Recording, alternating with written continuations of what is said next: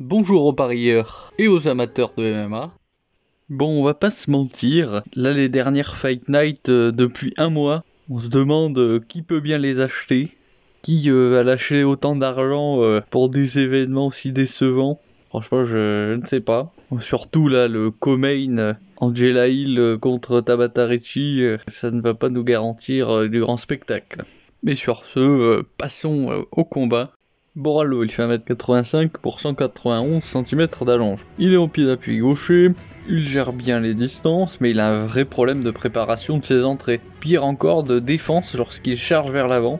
C'est le genre de combattant contre lequel il suffit de placer un jab ou un cross au moment où il charge en avant pour lui mettre un knockdown. Parfois, il fait un saut de cabri au moment où il charge.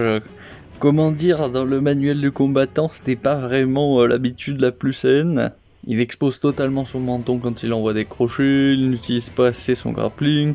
Même contre Paul Craig qui est loin d'être dangereux debout, il envoyait un coup puis reculait, ce à l'infini.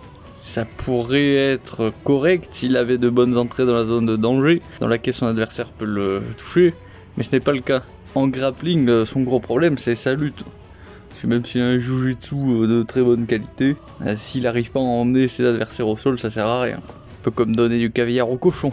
Canonnier, il fait 1m80 pour 197 cm d'allonge. Il est à l'aise en pied d'appui droitier et gaucher, il maintient bien sa garde au niveau du menton ou des tempes et devant lui pour parer avec ses mains. Ça laisse son corps vulnérable, ce qui devrait encourager la multiplication des coups de pied aux jambes, au corps. Où il est bas sur ses appuis, ce qui le ralentit dans ses déplacements, mais ça lui permet d'avoir une meilleure puissance de frappe.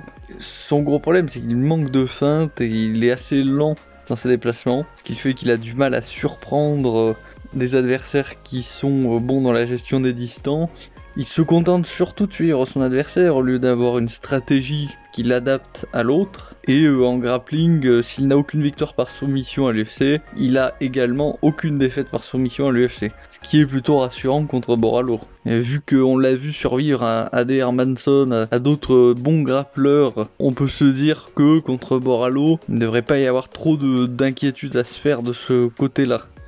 Tant la durabilité de Canonnier que sa dangerosité debout, combinée aux nombreuses failles défensives de Caio, tout ça fait que plus le combat durera, plus les chances de voir Borralho perdre par KO augmenteront, alors que de son côté, Caio il a pas vraiment de moyen de finir Canonnier, à part bien sûr s'il parvient à l'emmener au sol, qui est assez peu probable.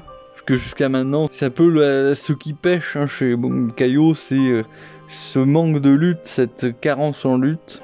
1,44 KO contre 2,58 Canonnier, ça fait plutôt plaisir. Puisque là, miser sur Canonnier par KO, ça devient une option alléchant. Le ratio récompense-risque me semble bon. Après, vous êtes libre de pas être d'accord. Et ce sera tout. Comme d'habitude, étant pris en otage par l'algorithme, je suis obligé de vous dire, mettez un pouce bleu, abonnez-vous, activez la cloche des notifications, c'est dans le contrat tacite, ça. Mais par contre, je serai bien content de connaître votre avis sur ce combat, et je vous dis à la prochaine.